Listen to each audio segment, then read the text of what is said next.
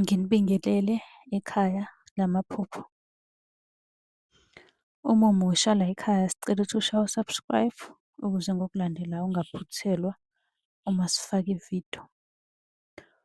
Ukubaluleka-ke kokuthi u-subscribe, senzela ukuthi uma ubuza umbuzo kwi-comment, sithi masibuya nevidiyo eyimpendulo, i-notification izongena kumakhalekhukhwini wakho, ebese ividiyo-ke uyayibona ngokushesha kanjalo.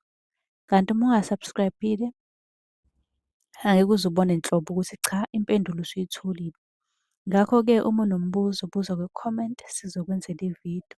Uyakwazi futhi ukusi-inbox-a lapha ku-TikTok, usi-follow-we, inbox ucele inombolo ka-WhatsApp ozobuza njalo kuyona ekuseni uma-ke kukhona isibonakaliso obenaso.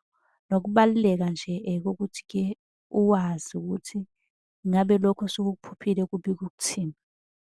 Ake singene-ke kwelanamhlanje sikuchaze. Ukuphupha undiza. Ngiyathemba ukuthi usu-subscribe-ile lapha kwi-channel yethu ukuze ungaphuthelwa noma ngabe nini masifaka. Ukuphupha undiza kubika ukuthi-ke kunesithunga saphezulu esikubhekile esingafuni lutho ngawe. Noma izitha-ke zikuhlasela kodwa isithunywa sakho sizolokhu nje simi nawe njalo njalo.